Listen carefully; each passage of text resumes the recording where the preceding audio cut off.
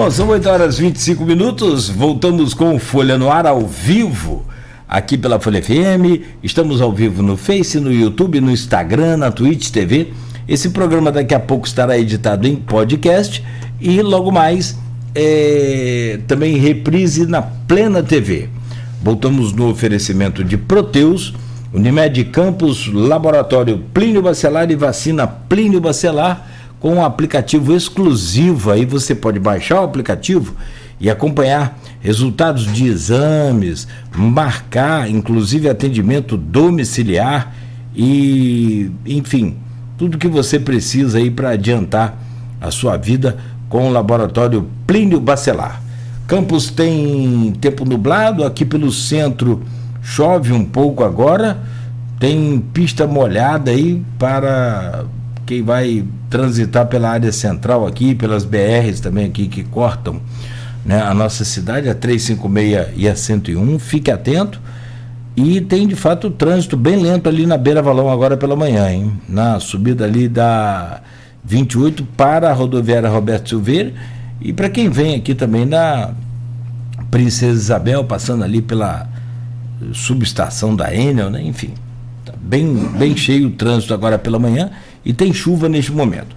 No programa de hoje, conversando com o Rodolfo Maia, preparador físico, que junto de mais 8 brasileiros, só no seu time, lá no Sudão, conseguiram, né, sair, né, se livrar dessa guerra civil que está acontecendo no país africano agora, no Sudão, e que não tem, aliás, hoje, atualizando aqui as informações, me parece que hoje as duas frentes, né, tanto a que está posta, que é do atual governo, e a revolucionária, me parece que vai haver uma reunião, estava pesquisando mais cedo aqui, e há um momento aí de expectativa para que eles, líderes de conflito no Sudão, se reúnem na Arábia Saudita para discutir um cessar-fogo. Quer dizer, e aprofundando mais as informações e pesquisas, há um interesse maior também nessa guerra. A Rússia também já está interessada. Então, assim, vai muito mais além do que um conflito interno. Isso pode se, né, transformar numa guerra mais complicada. Mas existe hoje aí eles vão se reunir, inclusive o que estão chamando de facções na Arábia Saudita, com um membro da ONU. Tomara que encontre lá o caminho da paz.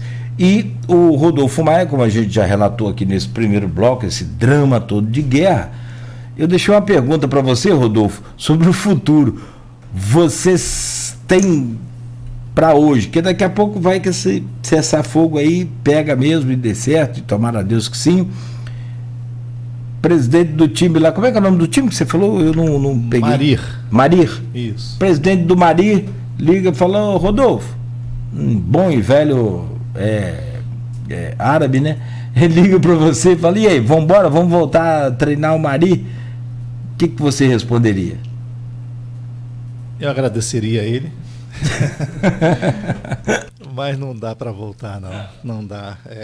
Eu te falo, até eu torço para que tudo isso termine, para que essa negociação aí eles cheguem a um acordo, a uma transição democrática, que era a ideia inicial quando o golpe militar foi aplicado, para que o país volte a ter paz, que as pessoas possam retomar as suas rotinas.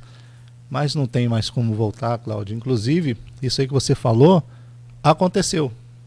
O presidente colocou para a gente, quando a gente estava saindo de lá, que ele gostaria de montar uma base no Cairo, no Egito, e levasse todos os jogadores, a comissão técnica, para que a gente ficasse treinando no Cairo. Mas, mesmo assim, não dá. Eu tenho um contrato com o Marir até novembro, mas o advogado, eu tenho um advogado lá de Minas que está resolvendo isso para a gente, para mim e para toda a comissão. Já entrou com um pedido de rompimento de contrato, porque a FIFA nos dá esse respaldo. Quando acontece uma situação dessa de guerra, algo parecido, um terremoto, sabe, uma coisa inesperada, ela permite que as partes rompam um contrato. E assim eu estou fazendo, eu e os outros brasileiros. Sem danos maiores. Sem danos, porque não tem condição de você trabalhar diante do que está acontecendo lá no Sudão, especificamente no Sudão da guerra. Por mais que seja montada uma outra base, seja montada uma base em outro país, fica inviável, porque a gente vai ficar treinando sem um objetivo. Então, perde todo o sentido. Então, a ideia nossa, minha, do Heron, que a gente já trabalha junto há tantos anos, é aguardar uma proposta, alguma coisa assim, e aí pensar na possibilidade de um retorno, mas não para lá, para um outro clube, um outro país, onde ofereça uma condição, uma segurança, né, para a gente, porque o susto foi muito grande. O sufoco passado por vocês aí, conforme você narrou, e encurtando os detalhes, encurtando a história para poder chegar nesse momento mais dramático, você imagina os detalhes, você imagina cada quilômetro daquilo, de uma viagem de 10, 12 horas ter durado quase 2 dias. Essa do passaporte ter sumido também é uma baita de uma sacanagem, não tem outra. É uma maldade. Uma maldade, né? É o extremo da ganância do ser humano. É a nossa angústia em querer passar aquela fronteira, em querer estar seguro, se sentir seguro, e ainda some o passaporte e só aparece depois de um pagamento efetuado. Eu te falo mais. E ali o cara pede quanto ele quiser, o bicho está a um passo de saída. A um passo da guerra, e aí o cara usa isso muito contra você, meu Deus. Para você ter ideia, um detalhe que eu não contei, mas falando por esse lado ruim do ser humano, como a gente falou aqui na primeira parte, existe o lado bom e o lado ruim, as pessoas que querem ajudar e as pessoas que querem usufruir, tirar proveito daquela situação. Quando nós saímos de Khartoum, depois de termos ultrapassado aquelas barreiras, nós paramos numa cidade onde a polícia exigiu da gente que o ônibus fosse todo ele preenchido, os assentos, com os sudaneses, porque as pessoas desejavam sair do país e ir para um país seguro. Então eles exigiram da gente que a gente preenchesse todos os assentos com os sudaneses. Até então, a ideia é até boa, sabe? Para poder dar um suporte, um socorro àquelas pessoas. Isso aí foi uma ótima ideia da polícia. Só que chegando na fronteira, a própria polícia sudanesa exige o pagamento de $200 por pessoa para que ultrapasse a fronteira. Aquelas pessoas não tinham recurso. Olha a situação. Então, foi isso que eu te falei. A gente está conversando, pulando alguns detalhes, mas você viver aquilo ali na essência foi muito difícil. Aí agarra de novo a viagem. Meu Deus agarra do céu. A viagem. Aí você sente na pele o que aquela pessoa está sentindo, você fica, se sente impotente diante de uma situação daquela que você quer ajudar, mas não sabe como. Até que essa pessoa que eu falei para você, o diretor que nos acompanhou, ele se dispôs a pagar para todos. O cara gastou uma baba lá, né? Gastou muito. Que ele pagou para esses outros, quer dizer, um ônibus tem quanto? 50 lugares? Um ônibus? 40 e pouco? 45 a 50. Éramos 9. 9, você desconta aí, vamos colocar que você tinha lá uns 40, uns 40 vezes 2. Vezes $200. $8 mil. $8 mil só para poder ultrapassar a fronteira. $8 mil a R$5 aqui, rapidinho dá 40 mil reais. Por que um país, passando o que eles estão passando, dinheiro é o quê? Não abre a fronteira, sabe? E esse dinheiro é para a polícia sudanesa mesmo? Sudanesa, para o governo sudanês. Vai para o governo. Vai para o governo, Não é da corrupção esse, não. Esse não. Meu Deus. Existiu também da corrupção, infelizmente. Tinha. Na pergunta do nosso querido Arnaldo Garcia, quem agradeço, né, por ter estreitado aqui o nosso contato. Eu tenho um carinho muito grande pelo Arnaldo, porque... Você conhece ele há quanto tempo? Há 20 anos. 23 anos, eu comecei no Americano em 2000. Você passou pelos times de campos também, o Americano? Eu comecei no Americano. Você começou no Americano? Comecei no Americano, foi o clube que abriu para mim as portas. E eu conheci o Arnaldo ali, nessas viagens, porque na época o Americano disputava Série B, Rio São Paulo. Era muito bom, um período fantástico, nobre do Americano. E graças a Deus eu fiz parte desse período. E eu tive a oportunidade de conhecer o Arnaldo, um cara, um ser humano Figuraço. fantástico. Figuraço. O Arnaldo é sensacional. Eu passei pelo Americano como repórter setorista. Acho que dessa última rebarba aí do Americano glorioso, que é sempre, eu sou apaixonado pelo Americano também, sou americano, moro ali. Eu gosto muito do Americano também. Moro na divisa do campo do Goitacás, mas a turma lá me tolera. De vez em quando eu saio para correr ali com a camisa do Americano, com a camisa do Italva, que é preta e branca também. Eu falo, Americano aqui não, eu falei, não, é do Italva. Mas tem um carinho muito grande pelo Goitacás também. Vejo lá o sacrifício dos caras, não é brincadeira. Mas foi na década de 90, em 93, acho que para ser mais preciso, o Americano fez o quadrangular final da Série B, cara, do Campeonato Brasileiro. Ele disputou contra o Juventude de Caxias do Sul e o Vitória do Espírito Santo disputou com o Goiás. Subiram Goiás e Juventude Americano. Eu acho que foi em 94. 94, não foi? Inclusive, quem era o treinador era o Heron Ferreira. Heron Ferreira. Do Juventude. Do Juventude. Que foi que estava com vocês lá agora. Que a gente já trabalha junto há 20 anos. Nessa época eu não me lembro mais se era. Acho que o Pinheiro já tinha passado pelo Americano. Não me lembro. Acho que sim. Dessa época o Pierrão, tricolor, grande. Bom de bola. Grande, humilde no tempo todo. Mas foi assim, eu acho que da minha época foi o momento mais bacana que o Americano fez e se ganha do Juventude, perdeu aqui de 1-0, perdeu lá de 1-0. Exatamente. Não foi? O Heron Ferreira foi em 94. 94. E na verdade, se ganha, estava na Série A do Brasileiro. Na Série A. Porque, independente de ser campeão ou não, acho que o Goiás foi campeão, o Juventude vice, depois no confronto direto, mas o Goiás e o Juventude subiram. Isso mesmo. Naquela época.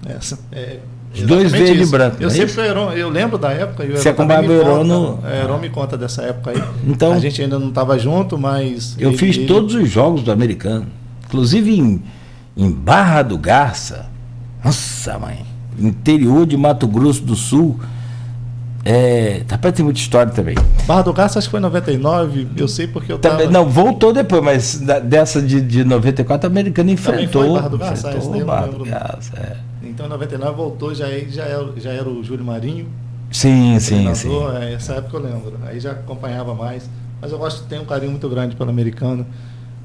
Eu, na verdade, fui criado aqui próximo ao Goitacás, no Riachuelo. Pertinho. E depois mudei. Com 15 anos mudei lá para o próximo ao estádio Americano e aí passei a acompanhar o Americano e hoje eu posso falar que eu torço muito pelo Americano porque a minha vida profissional começou ali, né? Sim. Então tem um carinho pelo Americano. No meu caso também, fui ser repórter setorista do Americano, você tem todo o envolvimento, não tem essa. E em boa parte, ou a gente ia no mesmo avião do Americano, ou até mesmo no ônibus do Americano, que dava uma carona pra gente bacana, para poder, né? Sim. E naquele tempo eram 4 emissoras de rádio AM que cobriam o Americano diariamente. Eram muitas. Era Difusora, Cultura, Continental e tinha ainda a Rádio Jornal, né? E tinha notícia de vez em quando, mas que fazia os jogos fora era a gente. A gente fazia tudo, eu fiz todos os jogos fora. Eu lembro. Jogamos em Belém do Pará contra Tunaluso. Você vê, né? A gente está recordando uma época do Americano que a gente sente tanta falta. Eu gostaria tanto que o clube voltasse a competir a fazer parte dessas competições. Tem hoje aí um presidente, cara, muito sensacional, que é o Xavier, não sei se você conhece, o Wagner Xavier. É o presidente do Americano. Cara extraordinário. Conheço o treinador que está lá, inclusive já trabalhamos juntos, é um grande treinador. Gosto muito dele, o Soriano. Acho que está no caminho certo para retornar essa época. Está preparando aí, agora sábado ganhou o Rio Estrense por 3-0. Amistoso treino. E próximo sábado agora vai enfrentar uma Azul, não é Olaria, não. Me falha aqui a memória agora, mas próximo sábado já tem ingresso à venda e tudo já. Bom, meu caro Rodolfo Maia, falando da pergunta do Arnaldo que eu comecei a fazer aqui, acabou a gente... Mas nesse bate-papo bom isso. Professor, tem uma ideia de quantos profissionais ligados ao esporte na sua área estão fora do Brasil? Quais são os critérios e credenciais para o exercício da profissão nesses países onde sabemos ter brasileiros? Eu sei que são muitos. Determinar o número é muito difícil, mas quando eu trabalhei no Catar, por exemplo, eu posso te afirmar que só na primeira divisão, talvez 60% eram brasileiros. E no Egito já existe alguns brasileiros também trabalhando, mas falar em números realmente não é difícil. Mas as credenciais é que, na verdade, no início, quando eu fui a primeira vez, eles não exigiam muita coisa. Eu falo em relação a exigia sim um currículo, óbvio. A primeira coisa que eles pediam era um currículo, mas hoje em dia, com todo o profissionalismo, com todo o crescimento que houve no futebol de uma forma geral, tanto na área de treinador, na área de preparação física, fisioterapeuta, é exigido os cursos para cada área. Hoje em dia eles exigem um curso da CBF. Então é uma exigência, tem que ter. Em alguns países exigem até que você faça um teste, uma prova, uma provinha antes, passe por um período de experiência, como é no Emirados. E então essas exigências hoje elas começam a serem maiores em função, como eu te falei, do profissionalismo. O futebol, graças a Deus, hoje ele está mais profissional. Eu acredito até que aquele 7-1 fez bem pra gente. Sim. Porque abriram os olhos... do limão faz a limonada aí, pelo menos. Exatamente. Então começaram a surgir os cursos da CBF, começaram a exigir que os profissionais se especializassem. E hoje em dia já é exigido lá fora. Inclusive o Heron, ele teve um problema nessa área, porque ele fez o curso da CBF da licença A, mas não possui ainda a licença Pro. E como nós disputávamos a Champions League da África, era exigido a carteirinha da licença Pro da CBF, e ele até então não tinha, ele está tirando agora. E era necessário que um outro profissional assinasse por ele para que ele pudesse fazer os jogos, participar dos jogos, senão nem participar ele poderia. Então, essas são as exigências hoje em dia dos clubes lá de fora, para os profissionais, não só brasileiros, mas do mundo de uma forma geral. Agora, você me explicava aqui por que o Sudão? O Sudão é um país que está sempre em conflito, já falamos aqui da história encurtada aí do Sudão, mas aí você me explicava, e eu gostaria que você relatasse, porque para entender por que você, por exemplo, está da quinta temporada.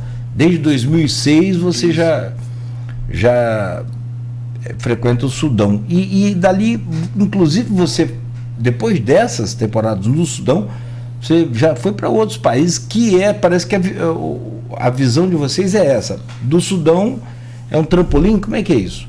A gente tinha um desejo de trabalhar no exterior e era necessário que uma porta fosse aberta para isso. E aí em 2006 surgiu a oportunidade, o convite de um dos principais clubes do Sudão, porque lá na verdade, guardadas as proporções, só para a gente poder entender melhor, pegando a Espanha, que todo ano o Real Madrid e o Barcelona brigam pelo título, lá no Sudão é a mesma coisa. Existe o Marir, que era o clube que nós estávamos agora, e o Hilal. Então eles todo ano brigam. Aí o Hilal é o que detonou o Flamengo esse ano, não foi? Foi. Não foi não? Porque na verdade existem... Desculpa, é que o Flamengo tá meio mal esse ano, você tava lá fora, não tô brincando. É que aqui é cheio de flamenguista, bicho. No Sudão existe o Hilal, Eu pensei que você ia falar que existe torcedor do Flamengo lá. Lá também tem torcedor do Flamengo, não, né? O Flamengo tem no mundo inteiro. Pô, né? Pelo amor de Deus. Tô brincando. Então, lá existem os dois clubes que brigam todo ano pelo título. E aí nós recebemos em 2006 o convite do Hilal e fomos com o objetivo justamente de abrir uma porta no mundo árabe. E graças a Deus deu tudo muito certo, sabe? Nós fomos campeões do país em 2006, 7 e 8. Fomos tricampeões. E aí chegamos à semifinal da Champions League da África. Aquilo ali sim projetou o nome da comissão técnica. E aí em 2008 nós recebemos o convite para poder deixar o Hilal ir para o Egito. Ali já foi um passo muito grande. E aí fomos para um clube mediano do Egito, onde a gente conseguiu chegar. Nós fomos vice-campeões do Egito, perdendo para o Arli, que eu acredito que você conheça, porque o Arli quase todo ano participa aí do Mundial de Clubes, que é um clube fantástico, grande, é um clube de nível Flamengo, São Paulo, Corinthians, e a gente conseguiu chegar ao campeonato junto com o Arli, perdemos no jogo extra o campeonato do Egito, mas fizemos um grande trabalho. Dali a gente foi para o Catar. Enfim, o objetivo inicial foi alcançado, que era abrir as portas no mundo árabe, e a partir dali as portas ficaram abertas e nós rodamos por outros países, fomos para a Líbia, fizemos um grande trabalho também. O trabalho fluiu nesses países e aí o Heron conseguiu fazer um nome muito bom e ele está sempre recebendo convites para retornar, e ano passado a gente recebeu o convite para retornar, nesse caso para o Marir, que é o concorrente do Hilal, e também o trabalho estava fluindo muito bem, mas aí veio a guerra, acabou interrompendo tudo isso, todo o processo. Estou vendo aqui, ó, o Hilal é campeão da Champions da Ásia. Tá há 2 dias atrás, ó. Você mas viu? Esse Hilal eu creio que seja o da Arábia Saudita. Tá. Pode ser. Isso. Onde joga, inclusive, aquele atacante que era do Flamengo, que era do Goiás, como é que é o nome? Esqueci. Michael. É onde joga o Michael, que era do Flamengo. Michael, bom. Porque lá os nomes se repetem muito. Se repete, Mas eu estava pesquisando sobre justamente esse Mundial agora de 2023, que teve um Al Hilal. Eu acho que foi. 2023 o Arli esteve. O Arli também. O Arli, o Hilal. Arli, tá aqui, ó. Sporting Clube. Marrocos. Uhum. Agora, e daí, porque na verdade, para você ter ideia, se é o mesmo Al Hilal, tentando convencer para levar Messi, isso aqui é um tempo atrás. O Heron treinou o Al Hilal da Arábia Saudita. É um clube fantástico também, uma estrutura muito boa. Um clube muito bem então é onde está a grana, então por isso está explicado não é risco, até porque não havia expectativa de pacificação e estava o país pacificado. No Sudão? No Sudão, então daí a explicação, porque você, né, inclusive levou sua família um tempo também. Nós imaginávamos que a transição democrática, que era o que eles idealizavam lá em 2021, quando aconteceu o golpe, ela fosse acontecer de uma forma natural. Só que o presidente, que é o general do Exército, tomou gosto pela posição, não quis colocar o cargo em jogo, permaneceu, e aí quem era aliado dele se tornou um rival, desejando também o cargo que ele ocupava. Aí não tem jeito. Mas aí, você chegou a treinar no Catar? Trabalhei no Catar, no Arli do Catar. Trabalhei em 2009. Um país também muito bom, fantástico para se trabalhar. Gostei muito de trabalhar lá. Parece uma estrutura boa. Pelo menos muito boa. Pelo menos aí não está em guerra, né? Não. Agora, e Brasil? O que você pensa agora, depois de passar esse drama todo aí, esse sufoco todo, e naturalmente se recompor, né, com sua força aí, com seu, né, naturalmente com o seu profissionalismo? O que você pensa para o futuro? Porque há uma desvalorização do profissional de preparação física no Brasil. Como é que é? Porque a gente gosta muito de ver o futebol arte, mas eu sempre falo, gente, não adianta vocês terem, também isso é coisa de quem viveu os bastidores de futebol, né? Um monte de jogador do americano mesmo, que não conseguia se recuperar de uma lesão, ia ver, estava com foco dentário. Uma cara impressionante, né? Isso ninguém divulga, isso ninguém fala nada. Eu não vou falar o nome não, mas tinha um jogador muito bom, inclusive depois saiu do americano, foi para o time grande no Rio. Ele tinha a região pubiana, tinha o pubis aberto. E é complicado você... Muito difícil. Você sabe muito melhor do que eu. Muito difícil. Eu sei de curioso. Mas o pubis, quando abre, aqui na região da virilha, essa área aqui. Ele fecha, mas assim, se não for muito bem tratado, aquilo abre com qualquer esforço. Lesão de pubis, se for cumprir o protocolo, é no mínimo 3 meses parado, no mínimo. No mínimo, né? No mínimo. Só que ninguém quer esperar 3 meses. Se a gente pegar, por exemplo, o caso do Arrascaeta ano passado no Flamengo, ele jogou lesionado porque não tinha condição de parar um jogador do nível do Arrascaeta por 3 meses. E ele foi jogando lesionado até que chegou o final da temporada, aí sim foram tratar, porque é uma lesão complicadíssima de ser tratada. Lesão de pubis, lesão de panturrilha, são lesões dificílimas. Eu vejo lá o fisioterapeuta tratando os atletas e, nossa, é muito difícil, demanda um tempo absurdo para recuperar. Aí depois vem o recondicionamento. Fala assim, para 3 meses parado, o recondicionamento. Você imagina. Então, o condicionamento zera, né? Então zero. você tem que recondicionar. Ele leva mais um tempo, cara, não. É muito tempo. Então, realmente são lesões difíceis de serem tratadas. E o que você pensa agora da sua carreira, da sua profissão em termos de Brasil? Cláudio, eu admito para você que eu ainda não parei muito para pensar, entendeu? Em relação ao futuro profissional. Eu ainda estou no momento de aproveitar a família, curtir a minha casa, as minhas filhas, a minha esposa. Então, eu até tenho falado pouco com o Heron. Eu não sei o que tem acontecido aí em relação a algum você tipo faz de proposta, alguma desculpa, coisa. você faz parte da comissão técnica. É uma comissão técnica, onde tem o Heron também. O Heron, que é o treinador, eu sou o preparador físico, existe o Joilson, fisioterapeuta, um treinador de goleiro e um auxiliar técnico. E aí a gente fica aguardando o Heron, que faz toda essa ponte, essa negociação, mas eu pouco tenho falado com ele, porque eu sei que ele também está curtindo a família dele, aproveitando ainda esse pós-guerra. Então a gente tem falado pouco sobre o futuro, mas a minha ideia inicial, como eu te falei, o Sudão não tem mais condições de nós voltarmos. Em termos de Brasil, eu sei que daqui a pouco ele vai começar a receber algumas propostas, porque infelizmente no Brasil tanto a diretoria como o torcedor não tem muita paciência, e aí quando os resultados não acontecem, acaba o treinador pagando esse preço, né? Então daqui a pouco vai começam as trocas de treinadores, que é natural, e eu sei que o Heron faz parte desse grupo aí, onde tem condição de assumir um time, seja da Série A, da Série B, e aí daqui a pouco ele começa a receber algumas propostas, e aí a gente vai analisar, estudar, mas agora a gente nem parou ainda para poder pensar sobre como vai ser daqui para frente. Estou pesquisando assim, eu não sei se você consegue visualizar daí, porque eu não achei a página aqui, mas esse Al Hilal aqui, Al Hilal, venceu o Flamengo. É bom, né? Você é flamenguista não aqui no Brasil, não, né? Sou flamenguista. Eita, tô eu brincando aqui. De 7-2, de 3-2 no dia 7/2, perdão. Isso mesmo.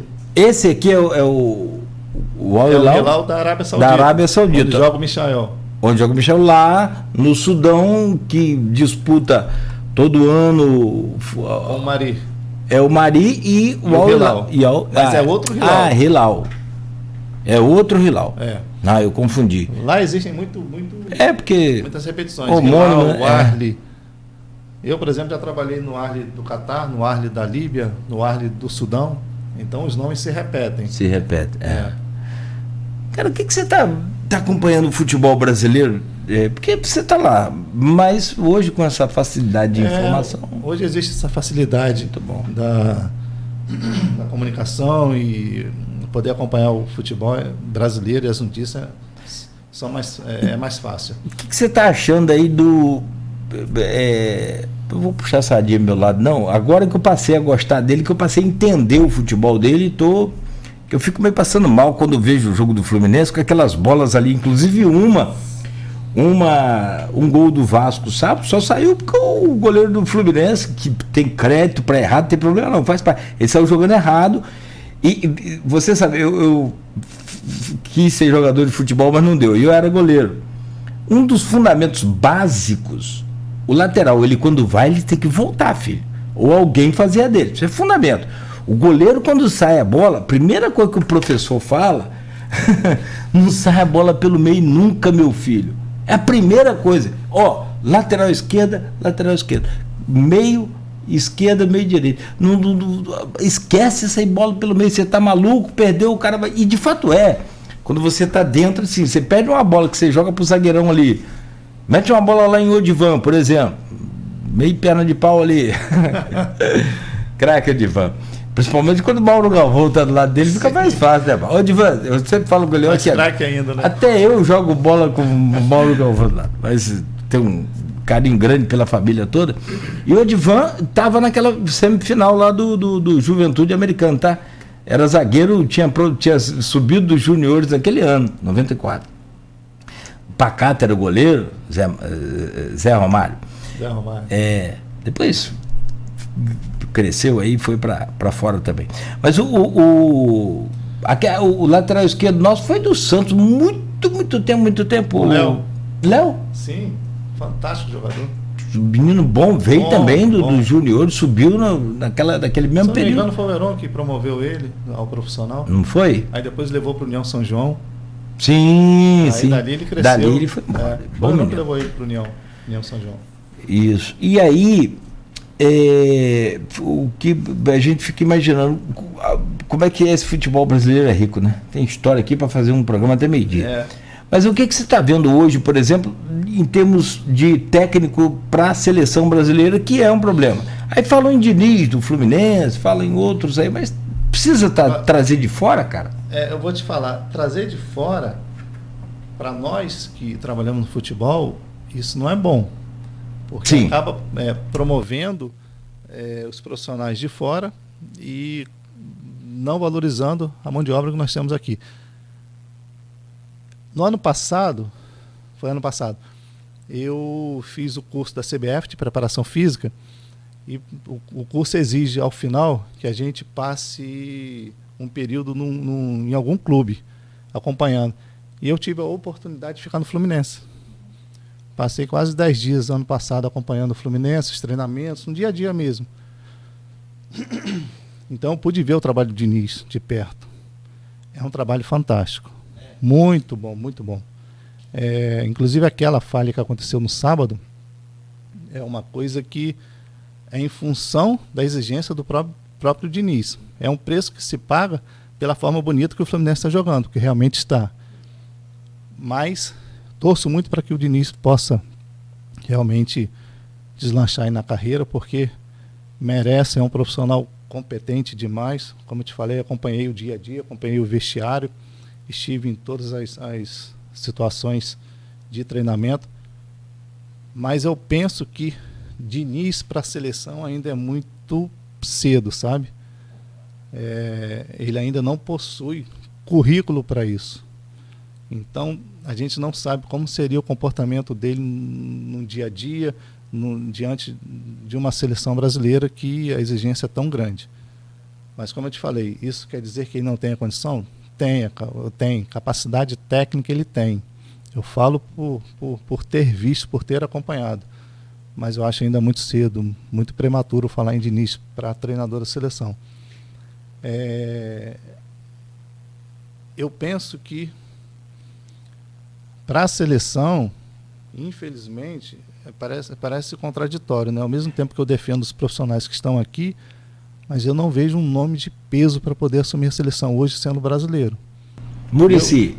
Eu gosto de Muricy. A Muricy já aposentou. Já aposentou, ele né? Já não volta, deu declaração que não quer. Eu gosto Até dele. pela questão da saúde, ele é um muito bom treinador. Gosto dele também. Boa passagem no Fluminense, boas passagens sempre. Inclusive foi convidado para a seleção em 2010, 11, e aí acabou acontecendo aquele episódio com o presidente da época, o Teixeira, e ele acabou não assumindo, lembra disso? Mas é um treinador de ponta fantástico. Eu gosto muito do Abel, do Palmeiras, mas é português, no problema de ser estrangeiro. Mas se a gente reconhecer que nós realmente não temos um profissional, ao meu ver, aos meus olhos, tá, com peso para poder assumir uma seleção brasileira, de repente Abel seja a melhor opção. Eu gosto dele como treinador. Você vê o Palmeiras jogando, é um time fantástico, todo articulado. É um grande nome. Só para fechar então, o que você acha do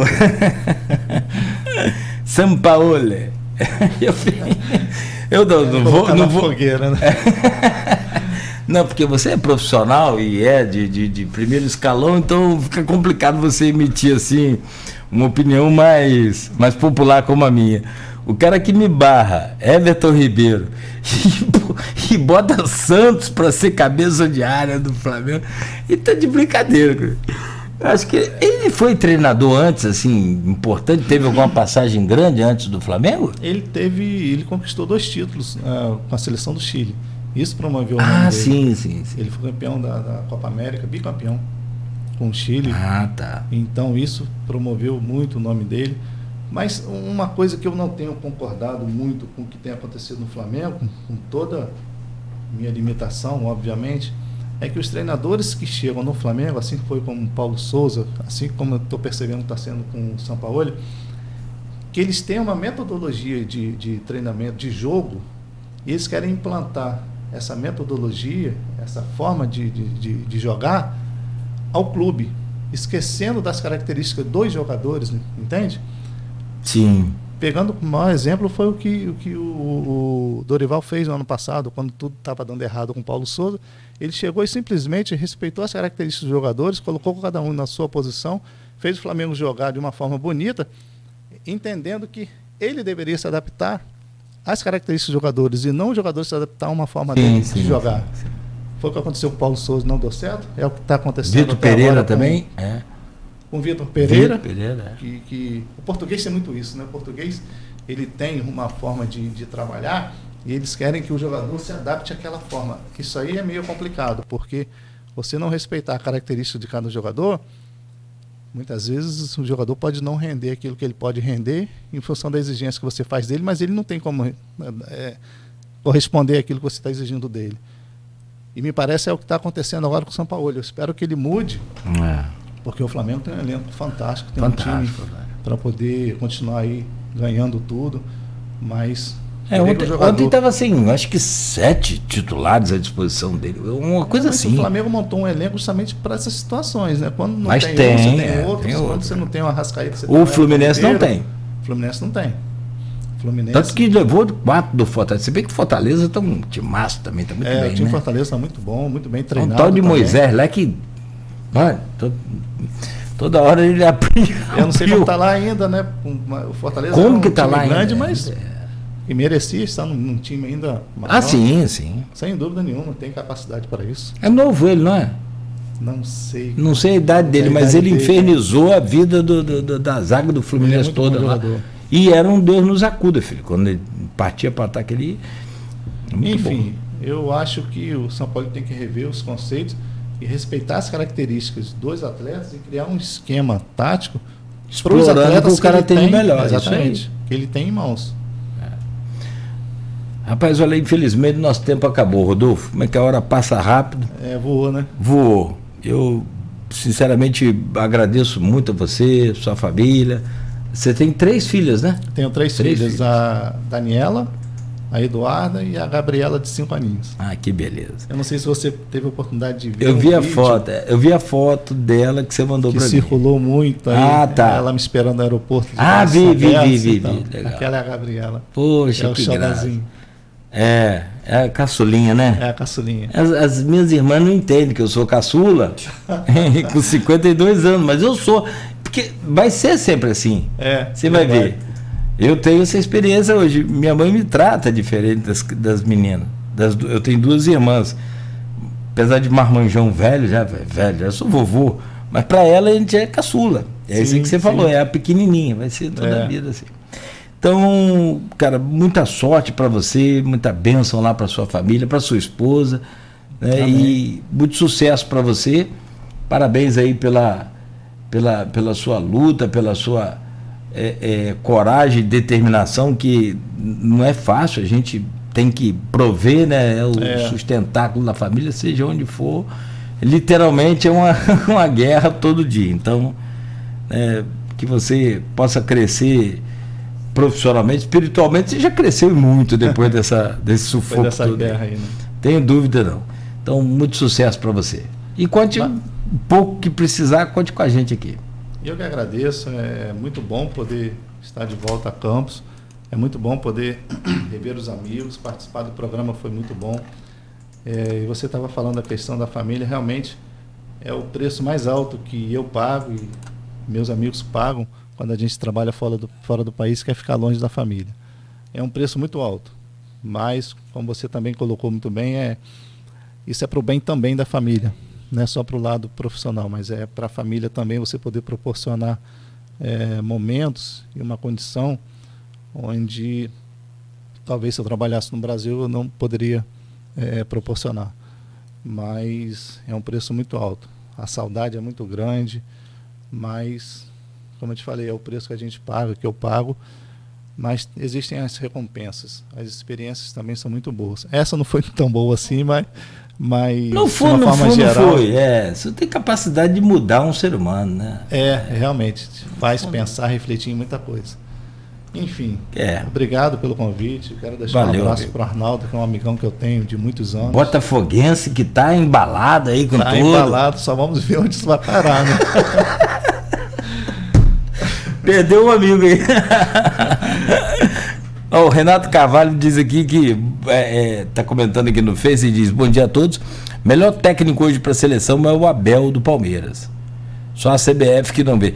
Sobre o Diniz também treinar a seleção, eu tenho a concepção já de quem ficou lá nos bastidores também, como você é profissional, você pode confirmar. Cara, um técnico para ter comando forte numa seleção com Neymar, com os caras desse tamanho, bicho, ele tem que ter uma bagagem muito boa. Tem que ter umas medalhazinhas, uns troféuzinhos carregando aqui no saco para poder ficar aqui, meu filho, ó. Por isso que eu te falei que eu ainda acho prematuro falar em Diniz.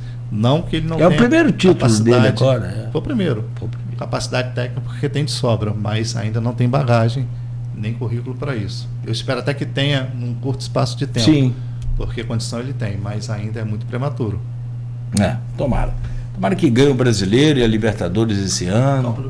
Copa do Brasil. Mundial. Aí pronto. Aí tá pronto. Gente, 9h07, conversamos aqui com o Rodolfo Maia, preparador físico que estava no Sudão, agora recentemente, né, e graças a Deus conseguiu voltar aí ao Brasil e a sua terra natal, que é Campos. A gente volta amanhã às 7h com Folha no Ar, oferecimento de Proteus, Unimed Campos, Laboratórios Plínio Bacelar e Vacina Plínio Bacelar.